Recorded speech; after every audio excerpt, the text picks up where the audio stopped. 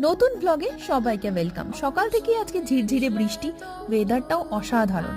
ব্রেকফাস্টে তাই ছিল গরম গরম পোহা, গরম গরম চা, আর হটস্টারে দেখছিলাম একটা মুভি। তারপর আমি লেগে পড়লাম ঘরের কাজে, আর সৌরভ গেল টুকটাক গ্রসারি শপিং করতে। সবকিছু সেরে লাঞ্চ করে অলরেডি দেখলাম প্রচুর লেট হয়ে গেছি, তাই তাড়াহুড়ো করে বেরিয়ে পড়লাম, কেননা আজ যাচ্ছি মুভি দেখতে। তারপর বাইকেও একটু তেল ভরানোর ছিল, তাই পেট্রোল পাম্পে দাঁড়াতে হলো। আর ওয়েদারটা দেখছো কি অসাধারণ। না এরকম চুল খুলে বাইকে যাওয়ার শখ আমার নেই, কিন্তু গার্ডারটা খুলে পড়ে গেছে হাওয়াতে। ক্যামেরাতে যদিও বেশ দেখতে ভালোই লাগছিল। আর মুভি হলে ঢোকার আগের সিগন্যালটাতেও আমাদের দাঁড়াতে হলো, কিন্তু ঢুকে দেখলাম সবে ট্রেলার শুরু হয়েছে, মুভি কিন্তু তখনও শুরু হয়নি।